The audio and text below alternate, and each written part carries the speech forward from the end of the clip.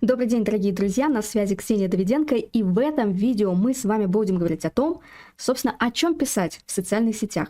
Несмотря на то, что в нашу жизнь ворвался искусственный интеллект, эта проблема все-таки не решилась.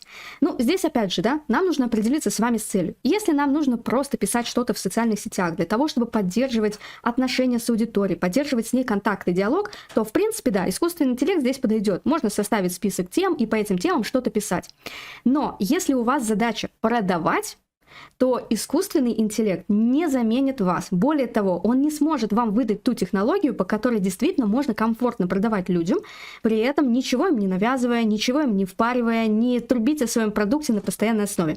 Поэтому наша задача прежде всего определиться с целью. То есть если вам нужно продавать в соцсетях, welcome, это видео для вас. Я разделяю, по сути, 3 направления. То есть первое – это полезный контент. Я здесь создала уже интеллект-карту, которую вы в дальнейшем сможете скачать. И также ее просто заполнять своими темами. То есть, в принципе, у вас уже есть такой готовый инструмент для контент-плана. Первое – это полезный контент. Это все, собственно, все, что связано с нашей профессиональной деятельностью. Следующее – это лично профессиональный контент и личный контент. Мы более детально с вами разберем первые 2, потому что наша задача продавать, поэтому личное уже пишется по желанию. Давайте теперь прям более подробно разберем полезный контент. Собственно, что нам можно здесь писать? На самом деле, если вот вы возьмете и составите по этой технологии контент-план, как минимум год вы можете к этому просто уже не возвращаться. То есть у вас будет тем гораздо больше, чем вы себе можете это представить. Вот сейчас вы поймете, за счет чего. Значит, первое, что нам нужно сделать, это составить список результатов в вашей теме. Абсолютно неважно, что вы продаете. Например, продаете вы косметику, То есть какие здесь могут быть результаты? Это может быть, например, косметика для омоложения, то есть, собственно, сам результат омоложения. Это может быть лечение, это может быть восстановление или еще что-то. Вот наша задача здесь, где результат 1, результат 2, здесь вы вставляете те результаты, которые можно получить в вашей теме. Если вы, соответственно, продаете услуги, вы точно так же, в зависимости от вида вашей услуги, распределяете результаты. Что мы делаем дальше? По каждому результату мы составляем пошаговую инструкцию. То есть, по сути, мы берем и для клиента показываем, какие шаги, какие действия нужно сделать для того, чтобы достичь того или иного результата. И, соответственно, это уже, пожалуйста, это целый пост. Более того, это не просто пост. На эту тему можно написать кратко пост, на эту тему можно записать видео, составить чек-лист, сделать такую мини-книгу и даже полноценную книгу. Все, конечно же, зависит от уровня ваших знаний, от уровня наработанного такого опыта, интеллекта, осознанности и так далее. То есть, я уверена, вы уже прокачанный экспертный товарищ, у вас абсолютно хватит знаний даже на полноценную книгу. Но у нас стоит задача проще, нам нужно просто написать посты. Следующий момент. То есть, уже по сути, по каждому результату мы составляем пошаговую инструкцию. Следующие посты по каждой инструкции, то есть мы каждую инструкцию теперь разбиваем на шаги. То есть о каждом шаге, о каждом действии мы говорим более глубоко. Например, мы не сразу помечаем какие-то детали, нюансы, ключевые моменты. То есть, смотрите, обратите внимание, это идет следующим шагом. Почему? Если человек, наша психика так устроена, если человек не понимает, зачем это надо делать, если у него нет осознанности в этом вопросе, он не будет это делать. Или, по крайней мере, не будет вовлекаться в эту тему, как нам хотелось бы. А у нас стоит задача все-таки вовлекать наших читателей, чтобы они ждали следующий материал. Поэтому, в первую очередь, мы должны рассказать, что это за действие, какой результат это действие дает в итоге, от чего, собственно, оно нас спасает, какие риски здесь могут быть, если это не сделать и так далее. То есть здесь необходимо сначала в целом поговорить об этом действии, об этом шаге, и только уже следующим постом мы можем разбирать детали, нюансы, ключевые моменты, вот это всю эту мелочь, которую, естественно, в основном люди, не скажем так, не в теме, они это не знают, естественно, это и не используют. Почему я сторонник вот такой глубины? Почему я сторонник вот такого детального, скажем так, контент-плана?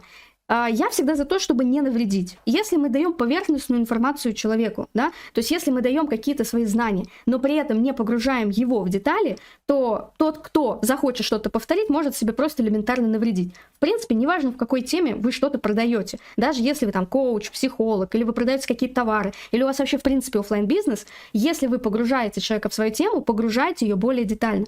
Как показывает практика, многие боятся рассказывать о деталях, мол, я сейчас все расскажу, человек все сделает сам. сам. Но, друзья, да, мы все понимаем, даже если мы сейчас все начнем с вами готовить по одному и тому же рецепту, у нас получатся разные результаты. Здесь то же самое. Поэтому не бойтесь делиться знаниями, не бойтесь отдавать свою практику и опыт, потому что люди, чем больше глубины увидят вас, тем быстрее они пойдут за вами. Я за то, чтобы показать эту глубину, глубину знаний, глубину интеллекта, глубину опыта.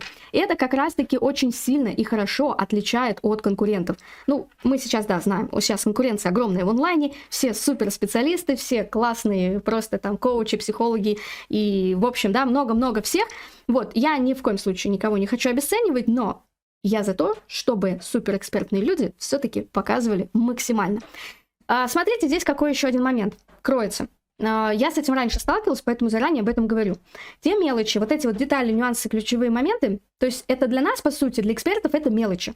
Ну, вот просто мелочи. Капитан очевидность. И нам кажется, что это очевидно для других. Но это не так. Это далеко не так. Это вообще не так. Поэтому любая мелочь, которая для нас очевидна, для нашей аудитории космический космос. Особенно, если они не варятся в нашей теме. Но даже если они много читают, что-то изучают, где-то учатся и так далее и тому подобное, это все равно не тот уровень, которого достигли вы. Следующий момент, то есть вы поняли, да, по результатам мы делаем это так по каждому, то есть по каждому результату пошаговая инструкция, дальше мы пошаговую инструкцию разбиваем на шаги, дальше по каждому шагу детали, нюансы и так далее. То есть на каждый из этих этапов пишется отдельный пост. Следующий момент – это список ошибок. То есть это те ошибки, которые получают или допускают люди в результате своих действий, своей безграмотности, некомпетентности и так далее. Причем зачастую, я уверена, вы со мной согласитесь, что зачастую люди допускают ошибку и даже не понимают, что они делают неправильно. И все равно продолжают делать, все равно пытаются изо всех сил достичь определенного результата. Поэтому мы составляем список ошибок. На каждую ошибку мы точно так же составляем отдельный пост, но опять же, мы здесь не погружаемся вот прям в ключевые какие-то моменты и детали. Мы сначала в целом рассказываем, что это за ошибка, к чему она ведет, да, то есть как человек, собственно, себя в ней ощущает, с чего он начинает и так далее и тому подобное. И к чему, собственно, то есть какие результаты, по сути, получаются в итоге. Вот, поэтому здесь крайне важно просто в целом сначала рассказать об ошибке, а потом мы уже можем более углубиться и, там, допустим, следующим постом разобрать ключевые моменты, по каким критериям человек может вообще, в принципе, понять, что он сейчас на ложном пути. Ведь многие этого, собственно, и не осознают. Дальше это фишки и усилители для получения результата. Или для тех, кто уже получил, например, результат, но он хочет его улучшить. Однозначно существуют какие-то фишки, какие-то усилители, которые уже накладываются на базовую основу. Точно так же о каждой фишке мы рассказываем отдельно. Мы рассказываем о том, что это за фишка, как она, в принципе, применяется, к чему она применяется, в каких условиях, в каких случаях и так далее. И, собственно, какой это результат в итоге дает. Детали и нюансы, опять же, нам нужно разбирать следующим шагом. То есть здесь вот этот момент очень важно учесть. То есть я не просто так это разделяю, потому что нужно учитывать, что та база знаний и опыта, который есть у нас, ее нет у нашей аудитории. Ну, конечно же, если только вы не работаете с себе подобными, да, то есть, ну, там, психолог, например, работает с психологами, или коуч с коучами, или наставник с наставниками, или, предположим, производители косметики работают с магазинами, которые тоже очень много понимают и продают эту косметику, да, то есть мы не говорим сейчас про эти случаи, мы говорим про обычных людей, которые не владеют знаниями, не владеют никаким опытом в вашей теме.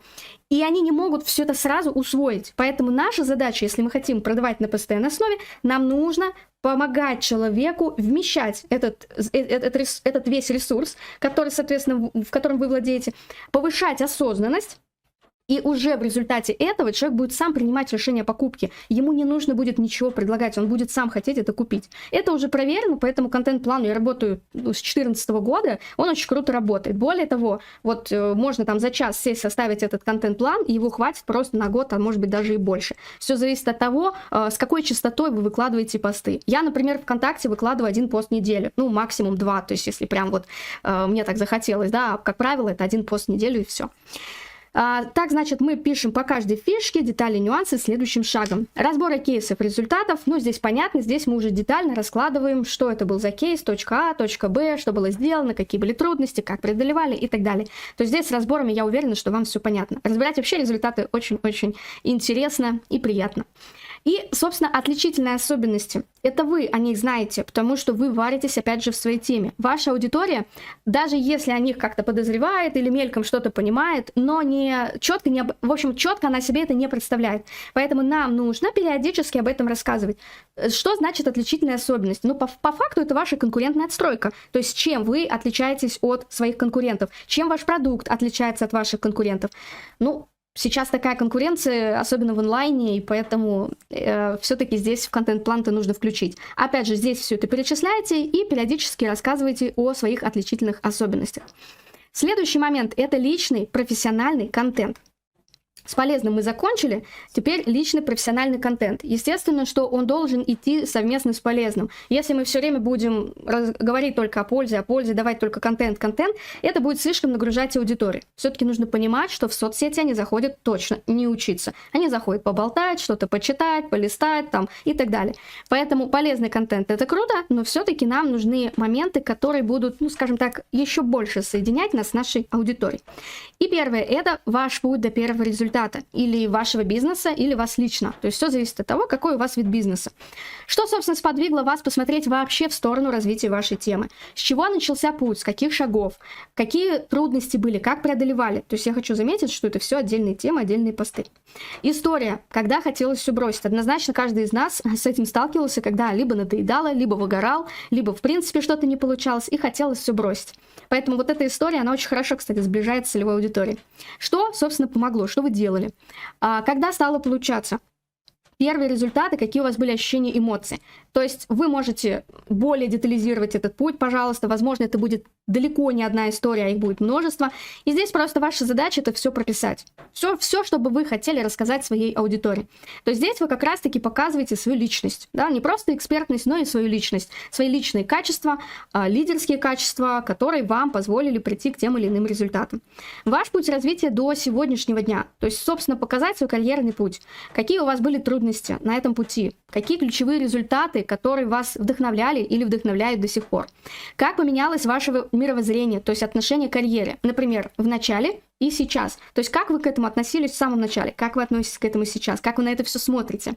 У кого вы, собственно, обучались? Да, вы можете рассказывать отдельно про каждого, что это привнесло в вашу жизнь, насколько это повлияло на ваше развитие и так далее. То есть здесь вы можете рассказывать про наставников, учителей, про курсы и так далее. То есть здесь можно очень много что людям рассказать. Я уверена, вы очень много обучались в своей жизни, так же, как и я. Вы сегодня... То есть какие у вас планы, цели? Все люди любят делиться своими планами, и это действительно интересно читать.